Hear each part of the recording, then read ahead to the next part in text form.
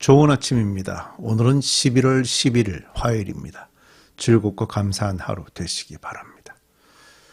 에스라가 유대인들과 함께 바빌로니아에서 지금의 이스라엘 지역으로 되돌아오는 길이 사실 매우 험난한 과정입니다. 거리가 대략 한 1200마일 정도 되는 걸로 추정이 되는데요. 그걸 다 걸어와야 되는 거죠. 일부는 말을 탈 수 있을지 모르지만 포로들이 모두 다 말을 타고 되돌아오는 것은 쉬운 상황은 아니었을 겁니다. 그러나 에스라는요, 하나님이 자신에게 준 꿈이 유대인들을 데리고 예루살렘으로 다시 돌아와서 그들에게 율법을 가르쳐서 다시 하나님의 백성의 원래의 모습으로 되돌아가는 것이었음을 잘 알고 있었습니다. 그렇다면 에스라의 귀환이 쉽지는 않겠지만 그럼에도 불구하고 그들은 모두 안전하게 예루살렘으로 되돌아올 수 있을 것이라는 믿음을 가지고 함께 되돌아온 것입니다. 이 포로 기한이 제가 2차라고 말씀을 드렸는데요. 사실 1차와 비교할 때 더 적은 숫자가 되돌아온 것으로 보여집니다. 아마도 에스라는 되돌아오는 그 유대인들이 매우 귀했던 것 같습니다. 그래서 한 명 한 명을 잘 기록을 해 놓은 것으로 보이고요. 특히 유대인들은 혈통을 매우 중요하게 여기지 않습니까? 그러다 보니까 비록 나라가 망해서 고국을 떠나 포로 생활을 했음에도 불구하고 또 이렇게 포로 생활을 하면 또 뭐 이방인들과 피가 섞일 수도 있죠. 그런 환경이 되었을 텐데도 불구하고 그들은 어느 집안인지 혈통이 어떻게 되는지를 다 기록하고 있습니다. 자그마치 처음에 포로로 잡혀갔을 때와 이때를 비교해 보면 한 150여 년이 지나갔기 때문에 벌써 5세대 이상이 흘러갔죠. 그러면 사실 그 자녀들이 계속해서 유대인들과만 결혼하는 것이 쉽지는 않았을 것이거든요. 그런데도 불구하고 이렇게 잘 기록을 해서 데려왔습니다. 이렇게 유대인들만의 그 민족성과 혈통이 잘 유지되지 않았더라면 아마 페르시아에서 안정된 삶을 살고 있는 입장에서 굳이 되돌아올 이유는 없었을 것입니다. 그러나 그들은 결정하고 고국으로 되돌아왔지요. 자, 이 과정을 이끌어가는 에스라를 중심으로 오늘 본문의 말씀을 보도록 하겠습니다. 자, 오늘은 에스라 8장 1절부터 20절 말씀입니다. 먼저 에스라와 함께 돌아온 백성들의 모습, 백성들의 좀 이름, 집안들을 좀 살펴볼 텐데요. 1절, 아닥사스다 왕이 다스릴 때에 나와 함께 바빌로니아를 떠나서 이리로 올라온 각 가문의 우두머리와 그들의 계보는 다음과 같다.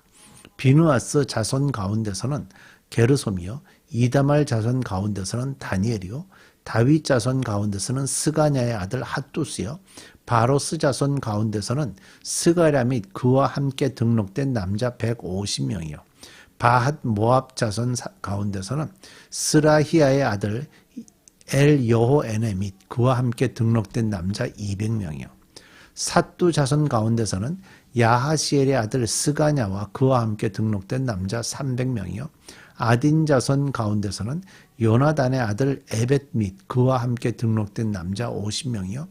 엘람 자손 가운데서는 아달리아의 아들 여사야 및 그와 함께 등록된 남자 70명이요. 스바디아 자손 가운데서는 미가엘의 아들 스바디아 및 그와 함께 등록된 남자 80명이요. 요압 자손 가운데서는 여히엘의 아들 오바댜 및 그와 함께 등록된 남자 218명이요. 바니 자손 가운데서는 요시바의 아들 슬로못과 그와 함께 등록된 남자 160명이요. 베베의 자손 가운데서는 베베의 아들 스가랴 및 그와 함께 등록된 남자 28명이요. 아스갓 자손 가운데서는 학가단의 아들 요하난 및 그와 함께 등록된 남자 110명이요.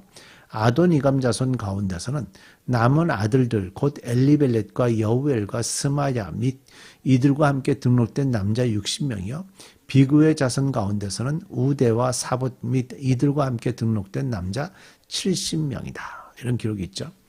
그 여기에 2차 포로 귀환 때의 가족들을 기록해 놨는데 1차 기록들과 이제 비교를 해보면 가족들 이름이 다 일치합니다. 그래서 내용이 잘 정리가 되고 있다 하는 걸 좀 확인이 되고요. 숫자는 1차 때보다도 숫자가 더 줄어든 것으로 보여집니다. 이들은 어제 말씀에 나온 것처럼 강제로 예루살렘으로 되돌아온 것이 아닙니다. 스스로 결정하여 자원해서 예루살렘으로 되돌아온 사람들이고요. 1차 포로 귀환 때와 비교를 해보면 한 100여 년 이상 흐른 상태입니다. 그러니까 포로 된 지도 확대해보면 150년이 흐른 상태니까 아마도 굳이 예루살렘으로 되돌아와야 될 이유를 충분히 이해하지 못해서 이렇게 숫자가 줄어든 것이 아닌가 하는 생각이 들긴 합니다. 그래서 이렇게 정리가 잘 되고 있다. 에스라는 잘 정리를 해놨죠. 자, 그 다음에 이제 15절입니다. 15절이 참 중요한데요.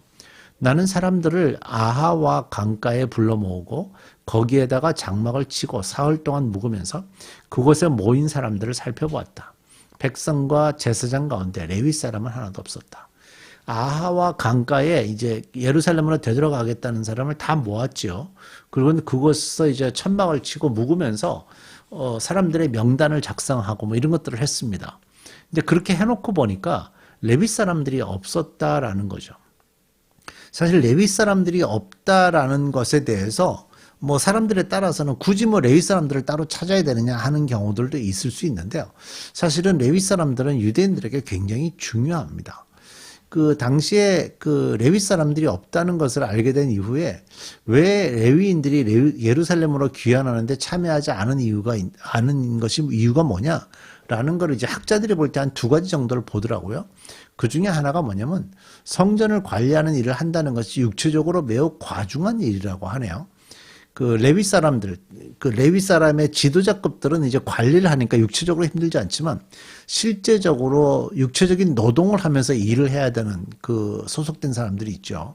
이제 뒤에 나오지만 느드님 사람들이라는 표현이 나오는데요. 이들이 하는 일들은 실제로 중노동과 같은 일들이랍니다. 예를 들면 뭐 소를 잡아와서 잡으려고 그러면 소가 가만히 있지 않을 거 아니에요? 그럼 제사장이 소를 잡는 과정에 옆에서 도우면서 육체적으로 다 그걸 받쳐줘야 되고, 소가 얼마나 큽니까? 그 큰 소들을 이렇게 잡을 때 피가 흐르고 그것을 닦아내고 씻어내고 하는 그릇들, 다 놋그릇들이잖아요. 굉장히 무겁죠. 그런 것들을 들어다가 거기다가 물을 채워서 씻고 하는 일, 뭐 장작을 가져와야죠. 불을 떼야 되니까.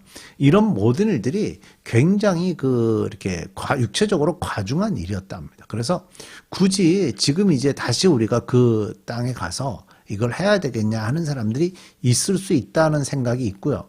또 하나는 한 150년 정도 흐르다 보니까 예루살렘에서 살 때의 레위인들도 이미 뭐 직업이 포로 생활에서 레위인으로 살 수는 없잖아요. 성전이 없으니까. 결국 자기 나름대로의 직업들을 갖게 됐을 거고, 그런 직업들이 대개 그 당시는 이제 아버지의 직업이 아들에게로 내려가는 분위기가 많았기 때문에 벌써 150여 년 정도면 집안에 아주 직업들이 잘 결정되어 있었겠죠. 그래서 다시 귀환해서 레위인으로 가는 것에 대해서 쉽지가 않았을 것이다. 그리고 뭐 또 한 5대 150년 정도 흐르면 레위인이 왜 중요한지도 다 잊어버렸을 가능성도 있고요. 그러다 보니까 레위인들이 빠진 거예요. 그래서 에스라는 일부러 레위인들을 찾아서 설득했던 거죠. 16절. 그래서 나는 지도급 인사인 엘리에셀과 아리엘과 스마야와 엘라단과 야립과 엘라단과 나단과 스가랴와 무슬람과 학자인 요아립과 엘라단을 불러서 가시베아 지방의 지도자, 여기 지금 엘라단이 반복되는데 다 다른 사람들입니다. 반복된 이름들이 많은 거죠.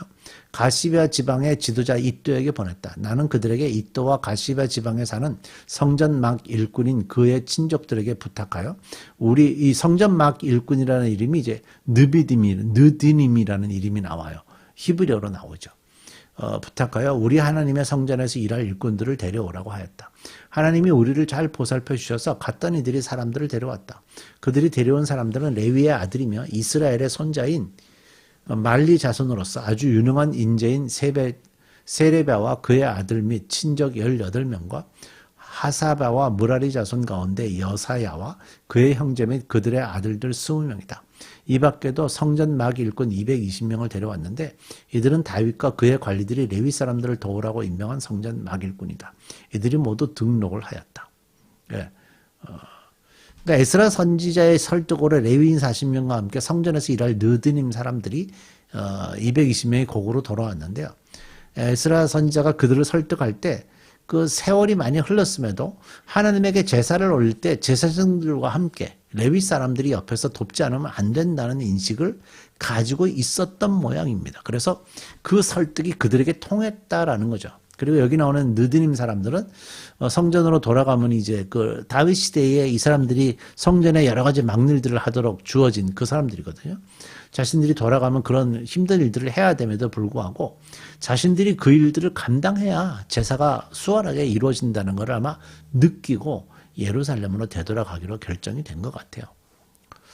저는 이 에스라가 고국으로 돌아가는 사람들을 모아놓고 출발 일자를 늦추면서까지 레위 사람들을 찾았다 하는 걸 이렇게 보면서 결과적으로 하나님이 이스라엘 백성들을 다시 예루살렘으로 부르시는 이유는 하나님께 온전한 예배를 드리라고 하는 것 아니겠는가. 에스라 선지자는 이 하나님의 소망을 잘 이해를 했고요. 그 소망을 표현하는데 레위 사람들이 꼭 있어야 되기 때문에 그들을 찾은 것으로 보입니다. 우리가 살아가면서 항상 우리의 삶을 통해서 하나님께 기쁨이 되어야 되는데 그 하나님의 기쁨이란 하나님의 소망을 삶으로 표현하는 일입니다. 여러분들 이 일에 여러분들도 순종하실 수 있기를 바랍니다. 우리 기도하겠습니다. 하나님, 오늘도 말씀 주셨는데 에스라 선지자가 예루살렘으로 돌아갔을 때 하나님께 제대로 예배 드리고 싶어하는 마음이 가득했던 것 같습니다. 결국 그 마음이 하나님이 주신 마음입니다. 그런 그 하나님이 주신 마음을 가지고 그것을 이루기 위해서 레위 사람들도 찾고 함께 예배할 사람들을 찾았습니다. 하나님, 우리도 그리스도인이고 하나님의 자녀입니다. 하나님의 꿈은 예배하는 사람들인데 우리도 하나님께 예배하는 사람으로 살게 하시고 우리의 후손들까지 오직 하나님을 예배하는 일에 더 집중하는 저희들 되게 해 주옵소서. 예수님의 이름으로 기도드립니다. 아멘.